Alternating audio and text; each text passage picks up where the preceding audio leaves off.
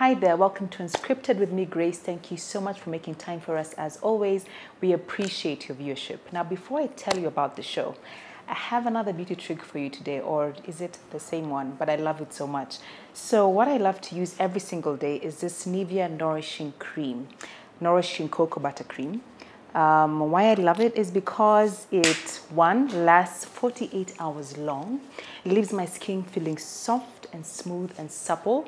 And get this, ladies, you know how we love to glow? This definitely leaves your skin glowing and it smells oh so good. So you want to try this. Now let's take a short break. We'll be right back with Unscripted. Let me enjoy my cream.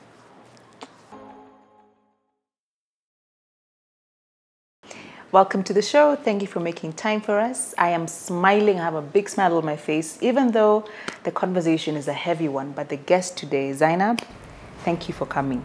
Shukran. Thank you. You look amazing. You look wonderful. Wonderful. Shukran sana. And the reason you're here, first your energy, we're just happy in the room. But you're talking about depression, which is a serious conversation that is affecting many, you know, globally, in the country, in your industry, and you're here to have that conversation. So we can try and understand the causes of it, why it's happening so much, and also to hear your story as Zainab. So nashukuru. Nashukuru umekubali kuja huku leo. Na mimi nimeshukuru sana kwa kuniita. At least niongelee history ya depression. Exactly. Yeah. I mean, how are you doing actually with COVID in a pandemic unaendeleaje where depression is concerned? Yeah. Tunangangana. Maisha ni ngumu huko nje. It is. Yeah. But you're coping well? Alhamdulillah. Amen. So let's start from the beginning. As Zainab, when did this journey start for you? Ilianza vipi? Nilikuwa na ujauzito ya second born. Nilikuwa tu poa, naenda clinic vizuri. Siku ikafika, nikaanza kusikia sasa zile ndio iko karibu. Nikaamua sasa niende hospitali private, ile nimeona iko karibu, naona ile uoga, unajua mtu akiwa myanga na kuanga ile uoga hujui. Ndio nilikuwa nimejifungua, but first born nilikuwa ni CS. So nilikuwa naogopa. Wakaniambia waezi chukua mtu amefanywa CS. Yes, kwa sababu hawana theater. Either niende Kenyatta Pumwani ama Kiambu. So my husband akaamua niende Kiambu. Okay. Tukafika huko Kiambu, nikapimwa, nikaambiwa niko karibu. Nikadhani naenda kupewa kitanda, then doctor akaniambia chukua leso utandike pale, vitanda zimejaa. Sure. Nilishtuka nikasema hapana. Nikapigia bwanangu, nikamwambia rudi unichukue. Akaniza kwa nini tena? Nikamwambia hakuna vitanda, wameniambia nilale chini na mimi siwezi. Juu akina hiyo uchungu yote chini na venye kuna baridi, mimi ni asthmatic. Right, yeah. Akanichukua, akanizo nataka tuende wapi? Nikamwambia nataka tuende Pumwani. Nikaenda tukaa nimepelekwa labor ward. Venye walinipima akasema huyu aende tu direct. Ako karibu. So walikuwa wanakuja wananipima wanasema heartbeat ziko poa, kila kitu iko poa. Yeah. But venye nilijifungua hivi mtoto hakulia. I see. Walijaribu kumuinua kumgonga kidogo, mtoto hakulia. So mimi nakuangalia mimi na kiherehere. Throughout pregnancy, last minute alikuwa sawa? Alikuwa sawa kabisa, hata walikuwa wanapima wanasema ako poa. Nikauliza daktari, juu after mtoto akulia wakaangaliana, nikaona si wewe ni mtu unajua tu hapa mtu yeye amepass. Akachukua keka kwa box. Akasongesha hivyo na mguu akaeka pale kwa manasi. Akaniuliza, mtabeba ama tufanye nini? Nikamwambia mimi sahi labda nigoje husband wangu ndiye ataamua. So akasongesha huko. Yeah, si wako hapo. Ni mtoto wako anaongea hivyo? Yeah, as in like manasi wananga hiyo. Yani alisukuma tu hivyo. So nikauliza huyo nasi mwenye alikuja sasa ananipea dawa zile za kuacha kubleed nini. Nikamuuliza doctor, nini mtu wangu amefanya? Yeah. Akaniambia, unaniuliza nini? Mimi na wewe nani mwenye mtoto? Umetuletea saa hii hata hujamaliza 5 hours. Wewe umekaa na huyo mtoto 9 months. Nani anafaa kuambia mwingine nini imehappen? I was like, guy, mbona unakuwa mrude? Unajua venye ujibu au tukana watu. So mimi nikabidi nimenyamaza. So they didn't explain hadi wa leo. Yani mimi sijaijua nini iliendelea. Unaona ni kwenda kujua at least juu obviously kwa sababu nimefiwa nitaacha kuzaa nijue makosa ilikuwa wapi. Exactly. Yeah. Niliulizwa madaktari wakakuwa warude na ndio hivyo hawakunipea any counseling. Unajua sasa hata kama kuna mtu wenyu alifiwa lazima wewe ndio unaifeel kwa sababu kuna ile uchungu ya mzazi umebeba mimba miezi 9, si rahisi. Wanawake wanajua kuna zile vitu unapatana nazo, mara pressure, mara nini, haukuli, kutapika. Miezi 9 umetoka hivyo with nothing, unarudi nyumbani na karai na zile vitu ulikuwa umeshop. So even before we get to getting home, ulipigia bwanako akuja hospitali? Yeah. Did he try and talk to the doctors and find out what happened? Hakusaidiwa? They didn't. Aliniambia daktari amekwambia ni nini. Yeye akaniambia ni mambo ya Mungu, Mwenyezi Mungu ameamua. Nikamwambia lakini hata kama ni God, mimi niko nataka kujua. It's good to know. Yes, akaniambia sasa wewe ongea nao, mimi sasa watanitukana, mimi sijui nini. So yeye akanyamazia. Sasa ile kitu yenye iliniumiza sana ni kuwa umejifungua, umepoteza mtoto, watakuweka same ward na watu wako na watu hii. So you're seeing women with their babies. Yeah. Mtoto wake analia na mka ananyonyesha, wewe hauna. Wanaamshwa wenye watoto wako nursery waende wakafeed watoto, wewe uko hapo. Like hawa mama wakiwa pale huko katikati. Huyu mama ako na mtoto akitaka kwenda lu ama kuoga, anaambia huyu uko hapa, anaambia huyu niangalilie mtoto. Anaogopa wewe utamuibia mtoto ama utoa mtoto wake kwa sababu wewe hauna mtoto. Like ilikuwa ngumu, yani kitoka hapo. Alafu hakuna daktari la kupea counseling pale. Nilikuwa najifunika hivi blanketi, jistaki kuona watu. Sasa 7 imefika, kila mtu amekuja kuona watu wao, wameleta tu zawadi kwa watoto. Mimi sina chochote. And who was visiting you? Did your family? Yeah, my family walikuwa wanakuja, wananiambia mambo ya Mungu, so najikaza.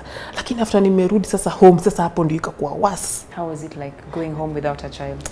Ni very painful because kitu ya kwanza majirani na marafiki hawajui kama mtoto alifariki. So kila mtu anakuja, mgeni ni kijana ama ni msichana. Kufika nyumbani uko na ile shopping, unajua wanawake tukiwa wajawazito. Of course. Tunafanya nyumba imejaa. Alafu nilikuwa na ile nimefanya scan, nikaona ni kijana, nilikuwa nimepoteza babangu 27 na hii ball nilikuwa nayo 29. So nikasema ndani huyu mtoto kijana after my dad. At least kwa sababu mimi ndio msichana wa babangu, alikuwa ananipenda sana. So kufika ukiangalia zile makarai, ndo shopping, wenua vitu ni za blue kwa nyumba kama mtoto. Sasa hapo ndio ikaanza kuni hit. Nikiziangalia naanza kulia. Kuna jirani alikuwa amejifungua like 4 months to 3 months hapo. So unaona amefua tunguo, tunanukia vizuri. Na uliza Mungu, why me?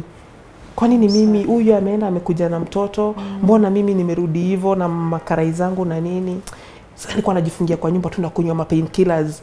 Yaani nikikaa tu kidogo like when mtu anaambiwa after 6 hours kunywa nyingine. Mimi nilikuwa nakunywa tu Overdose. So nikaona hebu acha nijaribu nione.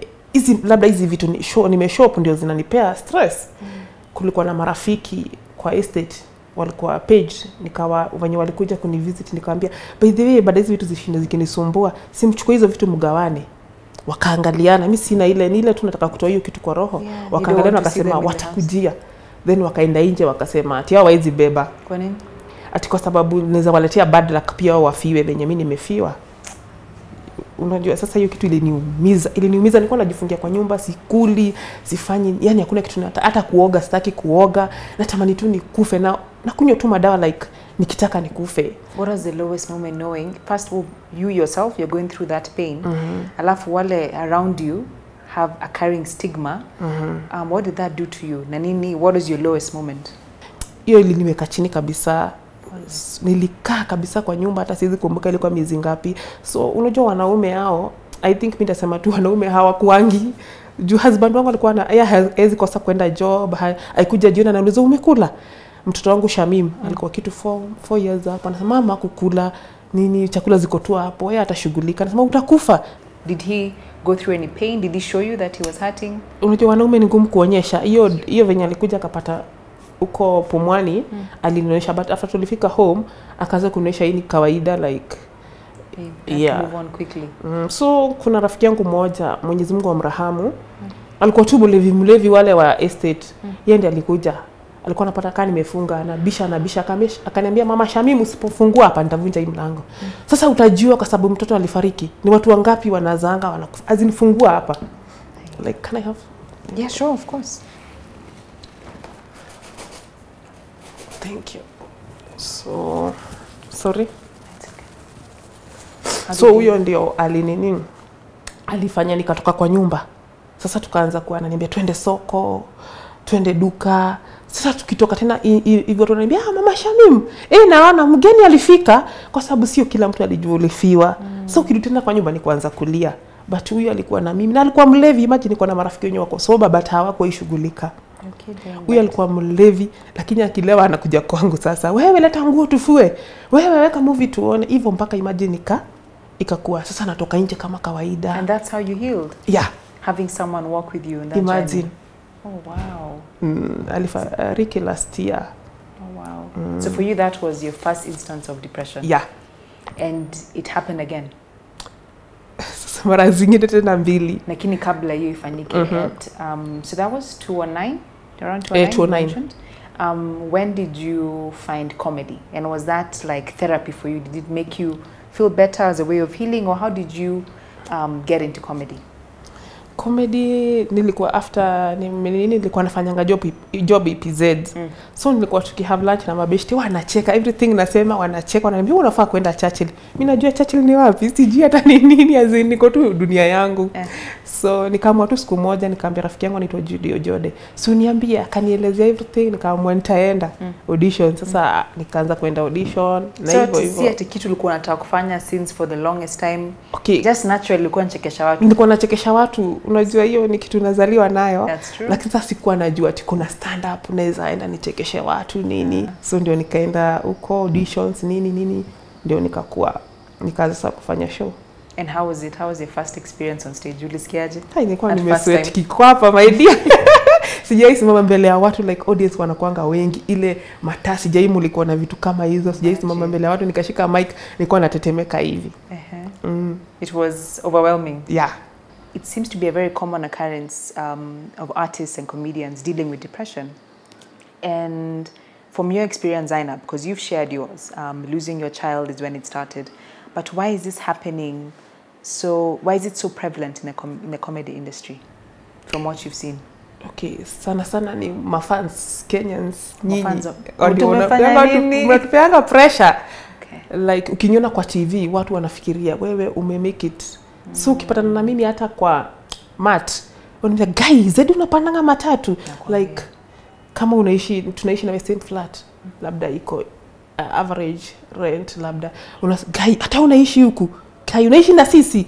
Like mnafanya watu wanakuwa ile mtu anafanya vitu ati wafurahishe. Tunafanyanga vitu kwa Instagram by the way, mimi waambia mafans zangu hizi vitu tunafanya Instagram tuna fake. Una fake. That's why tupigangi mapicha kwa nyumba zetu. Tunapiganga huko sasa venye nimekuja nitapiga picha. Nikienda hapa kwa hoteli nitapiga picha, lakini kwangu siwezi. Kwa sababu hiyo sio life yangu, I have to fake. Na mimi kama mimi na have ku fake ndio nifurahishe mafans. At least hata Instagram by the way ukikaa msoto hauna mafans, hakuna likes, hakuna, lazima uonyeshe. Instagram wanapenda watu wako na do. That's unfortunate though. That's very unfortunate. Yeah. Let's take a short break and we come back and continue that conversation and see how we can change that perception. Stay right there. Welcome back. Thank you for staying with us. Zeddy, thank you for highlighting a very important conversation. Perception. Perception, perception, perception. Social media came and just changed things. Before social media, I guess the pressure wasn't as much. I think pressure has always been there. But social media clearly has affected people in more negative ways than good, which is not a good thing. And I think it's time we were more honest about it and we were just ourselves, even in the online space. I'd like to talk about success is not overnight. Even someone who's watching at home, maybe untakuwa kama Zainab siku moja ama Churchill or whoever I can mention, all the big people you watch, it doesn't happen overnight. And even if you see a fellow or a fan, or rather someone you look up to on TV and you see them getting on the bus with you, it doesn't mean that they are a failure or they're not a success. Like, it's a journey. So let's talk about that for you. What can you tell someone at home who thinks Instagram is the truth, ama it's everything? What can you tell them in this moment? Ninaweza waambia kuniona kwa TV, kuniona hapa TV. Yes. Hii ni mjengo yangu. Wewe uko kwa mjengo, ile site yako, ile site yangu. Si kumaanisha ati nimemake it. Hata mimi najaribu tu kama wewe. Tunapatana pale kwa Githeri, tunabai Githeri. Ukinipata pale usiniambie, Zeddy unakolanga Githeri zi. Nibai avocado. Nibai avocado tuteremshe Githeri maisha iendelee. Na mimi naambia yani artist ama mtu yoyote, usifake, ishi tu maisha yako. Kweli. Ishi kulingana na kiwango ya uwezo wako. Azini kwa sababu nitafake na kuna siku utahitajia watu. Wanajua umemake it, watakusaidiaje. It's also good to mention that you can be on Churchill on Sunday and do your comedy show, but it doesn't stop you from doing other things. You know, you're gifted in many different things. Like it's okay to hustle, if I can say that. Like ni sawa ufanye biashara zingine. Side hustle tu wako. Exactly. Like it doesn't happen overnight. For you in your case, during this COVID season, what have you done to better yourself? Venye mimi niliona sasa maisha yamekuwa ngumu, hatuwezi tena fanya stand up kwa sababu ya corona.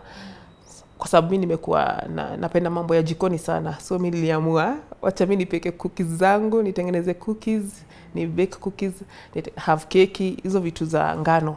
So nikaamua kuuza online. Kitambo kulikuwa ile aibu ati wewe ni celeb. Hadi mimi nilikuwa na hiyo fear. Mimi ni celeb. So once nitaweka kwa social media zangu watu watasema guy, huyu anauza madadhi. Si unajua wa Kenya. So nilikuwa naogopa nauzia tu majirani, marafiki zangu, circle yangu walikuwa na support. Feedback wakanunua. Watu wananiambia na siweke Zeddy venye uko na followers watu watanunua. So nikaanza na tu status kidogo narusha mpaka dakika mwisho nikaona haya kumbe na by the way me uza online sana. Good job. So don't be afraid, go ahead and do it. Use your hands, what God has given you, I believe. Usisikie aibu na hasuli yako hata kama ni gani, kwa sababu kitu sikilia aibu sisi hatutakusaidia. Kweli.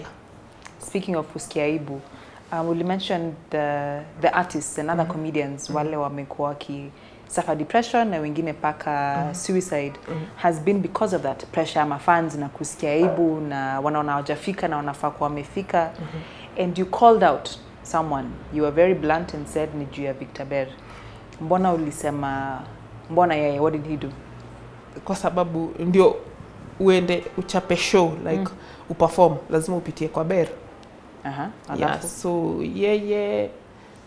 yeye ndio yani pingamizi. Yeye ndio alikuwa pingamizi sana kubwa pale kwa wasanii. Lakini kwa nini unasema yes? Labda kuna kila show iko na standard.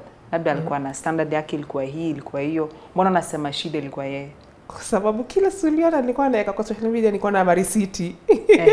Nilikuwa naweka everything hapo kwa sababu yeye ndio yani azini venye utamchapia show yako alafu venye atakurudishia like mimi nina roho ngumu nitaichukulia virahisi, but kuna mwingine itaenda kumuumiza baadaye.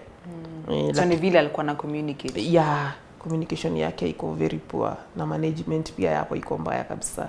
Na wewe mwenyewe ushaongea naye one on one, mshaongea hivi? After hii alinicall na akapologize.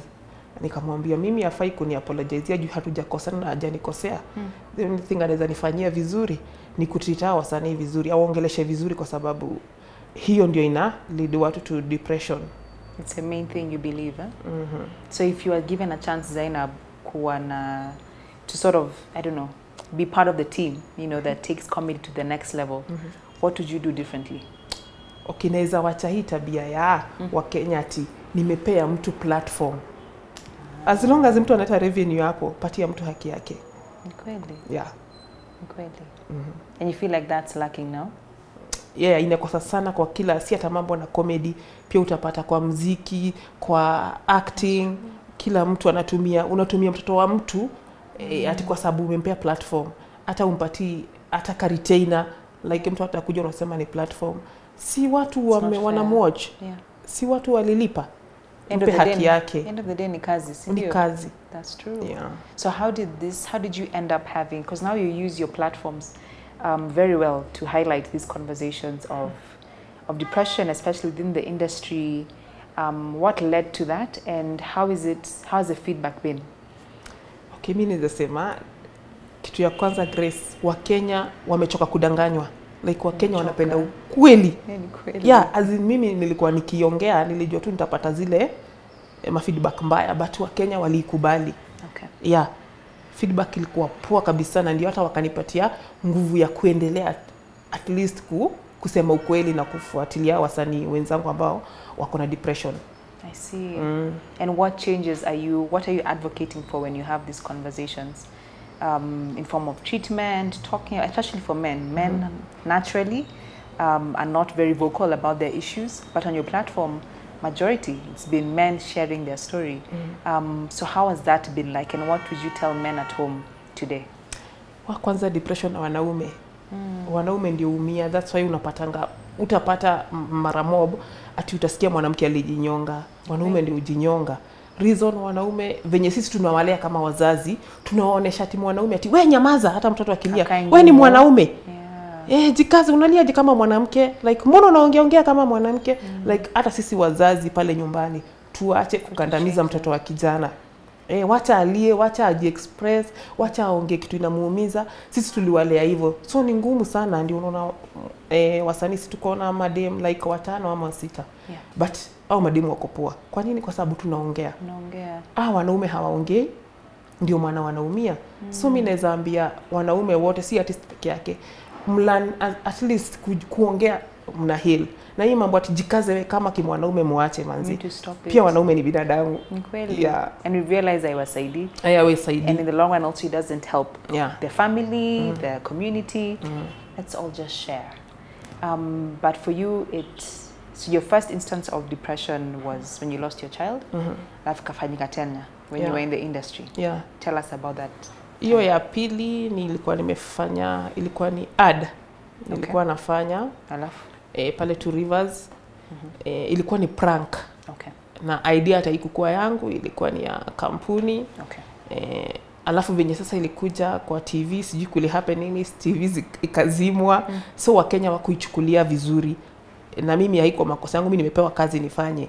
So unajuanga tu Wakenya walinitusi miezi 3. Hadi wa leo kuna mtu bado hajaielewa hiyo ilikuwa prank. And that affected you? Ilini affect kwa sababu ilini affect mpaka my in-laws wakakuwa wanataka kujua ukweli.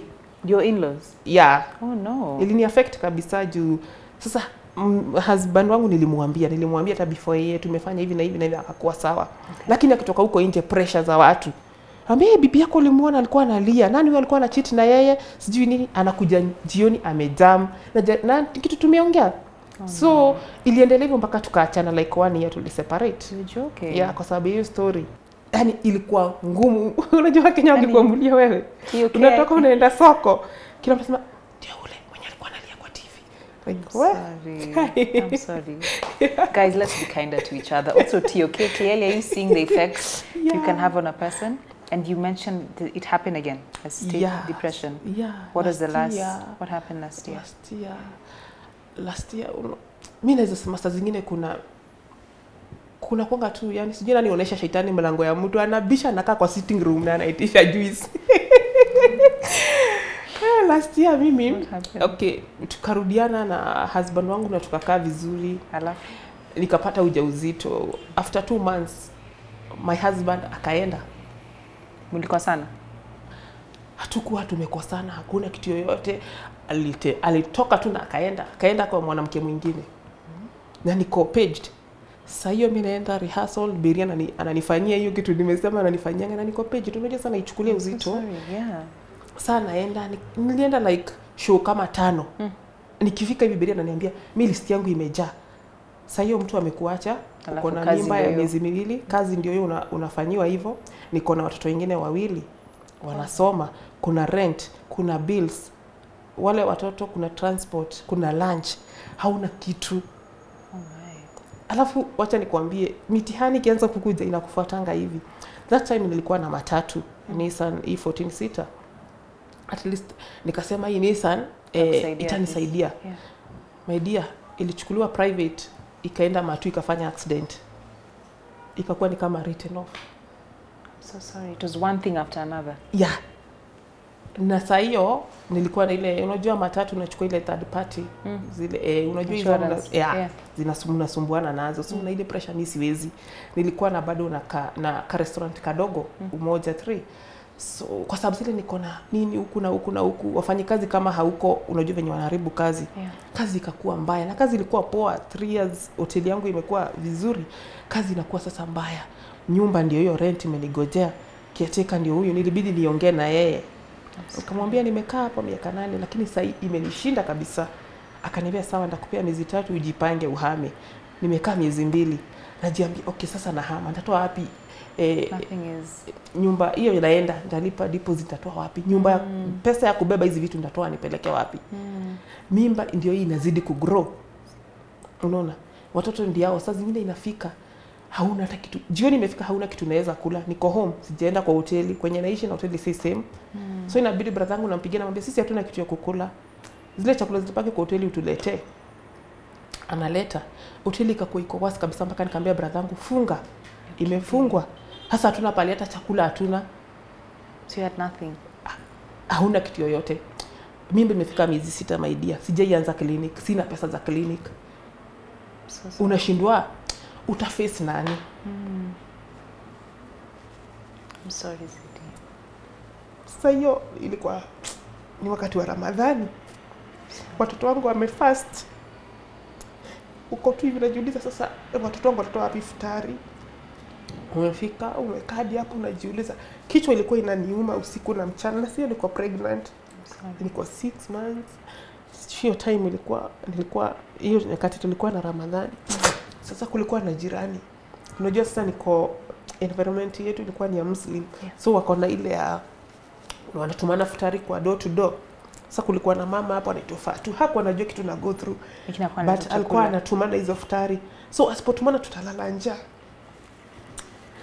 So lakini hatukuwa ilala njaa. Imagine alikuwa anatumana every day. So tuna have kukula kidogo. Na tunabakisha ya daku ya kufunga. That time bwanangu akienda nilikuwa nimesahau kukuambia alibeba vitu kwa nyumba nikakuja nikashtuka. Alibeba mpaka ile mtungi ya gas. Baki hamna kitu. Sasa hatuna. Nika reach out kwa mabishti zangu wanipe kameko at least nipate ya kupikia watoto. Mtu anakuambia ni yake ya kuchemsha cereals haizi kupea. Sina ndoo ya kununua. So nimebaki na microwave.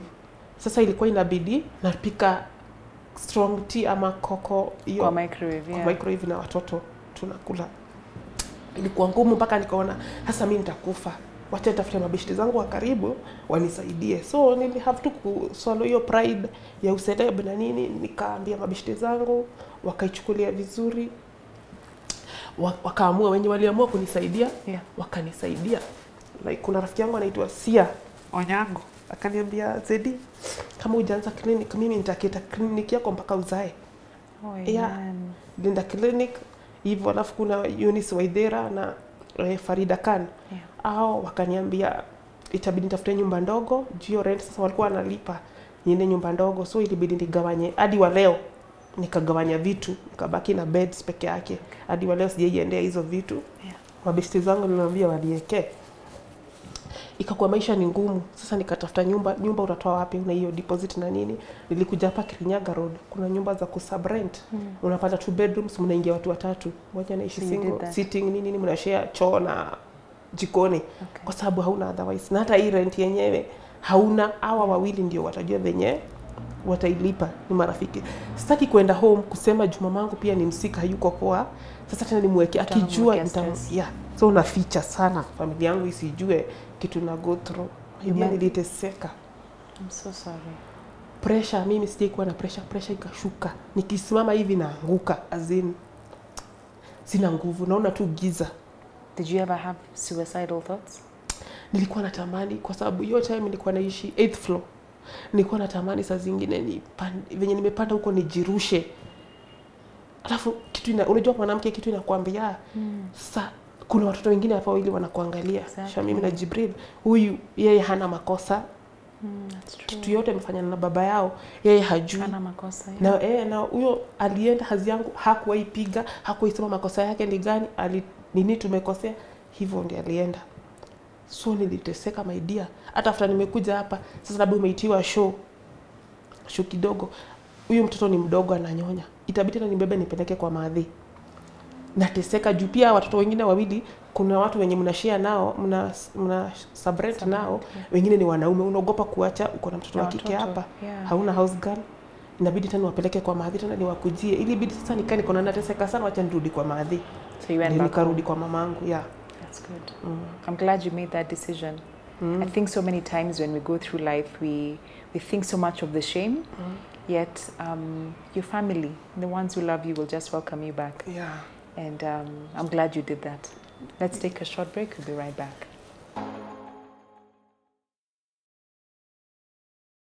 Welcome back to the show. Thank you for staying with us. Zeddy, thank you for being honest with your journey. Look at you still with your beautiful smile after inabidi. A very inabidi. Hii roho ni ndogo, kibeba vitu mingi itapasuka my dear. Ni kweli. Yeah. So how are you doing now? Sasa niko poa my dear. Yo nini nauza hivyo cookies by the way zinani supporting sana. Good. Yeah, nauza sana online. So thanks sana watu wote wananunua. Follow Zeddy. What is your handle? Zainab Zeddy. Fuate Zeddy tununue cookies. Yeah. So niko poa sasa, nashukuru Mungu. Sasa ati naweza ongea, kuna time singeweza hata kuongea na mtu, nikiongea tunalia. Yeah. Na sasa katoto kangu amefikisha 1 year. Oh, jana ilikuwa birthday yake. We thank God.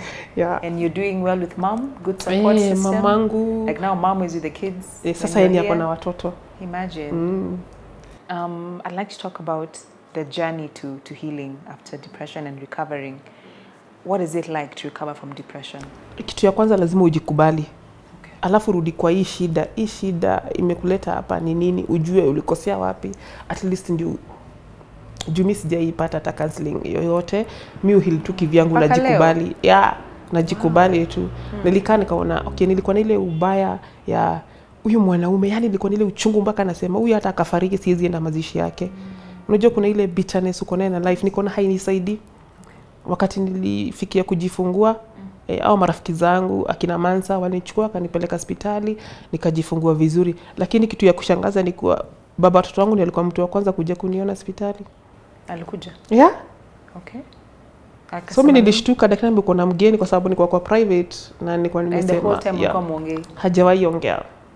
Alafu nikashtuka nikamwambia umekuja kufanya nini? Ati kuona mtoto.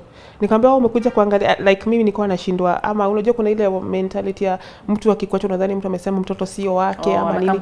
Hata mimi nimemuuliza umekuja kuchukua marisiti. Yeye akachaka akaniambia chana mimi nimekuja kuona mtoto wangu. Okay. Yeah, so akaona mtoto wake, akauliza nini nahitaji. Mimi nikamwambia kuna kitu nahitaji, niko poa. Hata sasa tunaongea vizuri, ana support watoto wake. Okay.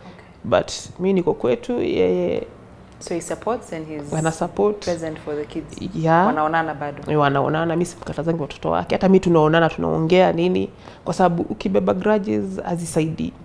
Na mimi nikisema nitaban bridges na huyo ati kwa sababu tulikosana, watoto ndio wataumia, kwa sababu watoto na need hiyo love ya baba yao, na wanafaa pia kujua mimi makosa yangu na baba yao, watoto wafai kujua.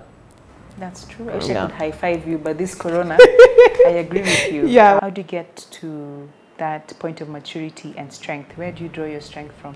Zainab. Ninakwambia my dear, nikusema tu azini mtu unakaa tu chini, unaomba tu Mungu anakupatia hiyo nguvu, juu si rahisi. Yeah. Mimi nilikuwa nabidi na fast nikiwa na ball, at least Mungu anisikie. Juu vitu zenye una go through mpaka unashindwa, kweli nimerushiwa. Niko na imani, nasema tunaambiwa katika Uislamu eti yule mtu anapewa majaribu mingi Mwenyezi Mungu anampenda.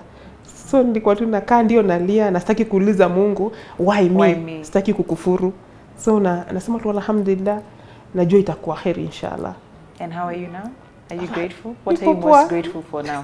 Nashukuru Mwenyezi Mungu ati mimi ndio unaweza piga story na wewe. Ati mimi ni huyu leo hii. Ati naweza hata nikanunua maziwa nikuje nikunywe. Nilikuwa hata sina hiyo 50 bob ya kununua maziwa. Amen. Like sasa naambia Mwenyezi Mungu asante. Amen. Yeah.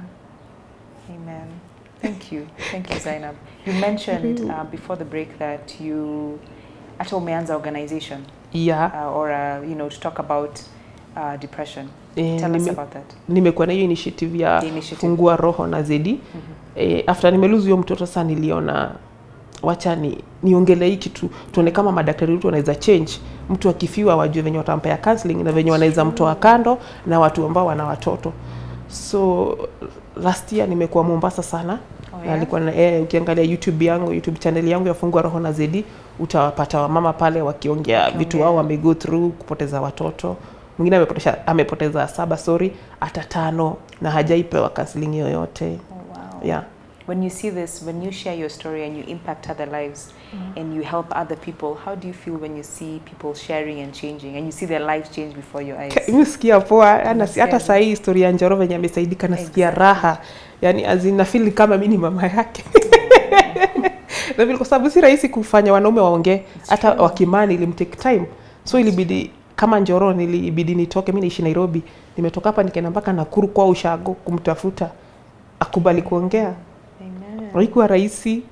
Anasema hapana, mimi sitaki hizo story. Hataki hizo story na anaumia.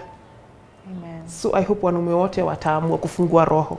What lessons have you learned from your life's journey? Because clearly there's a lot. We thought we've had it all, but just now you've mentioned it was one thing after another. Mimi nasema watu ndio vitu. Wacha niseme hivyo, mfans wangu niambie hivyo, because ukijifanya tu umekuwa celeb, wacha marafiki au nani, kwa sababu hii journey yote overcome through friends. Yeah. Au wenye wale ni support. Yeah, but not comedians. Comedians ni colleague. Kwa sababu nilikuwa najaribu hata kwambia mtu ni akinisaidie so mbili ni watoto wangu wana food. Mtu anakuambia ati cheki manze mimi sina do, kuna shamba fulani nilikuwa namaliza kulipia, ndio nataka kulipia kesho. Imagine na ni 200 unaomba mtu. Na hata hivi venye nilibeba mimba kutoka day 1 mpaka 9 months, hakuna comedian wowote ama hiyo kampuni nilikuwa nawakia mtu alijua niko paged. Walijua nimeweka kwa social media, na nikiweka kwa social media that time nilikuwa nishatoka 40. Nilikuwa nimejifungua na nikakaa nikapost kama niko na ball, but nilikuwa nimeshaza kitambo, hakuna mtu aliwahi jua. So ni vizuri mtu aangalie rafiki yake. Ukiona rafiki yako amenyamaza, taka kumjulia hali. Juu depression ni ugonjwa, na Wakenya tunafaa tukamap yani tuikubali depression inaua kuliko kila kitu. I'm telling you. Yeah. Through all of this that you've gone through and you've taken us through, from losing your child and depression and one thing happening to your other children and being affected at work and your marriage falling apart. Hey, that's a lot. I didn't even realize how much it was. But through it all, what are you most grateful for, Zainab? Ni kunitoa tu kwa hiyo depression.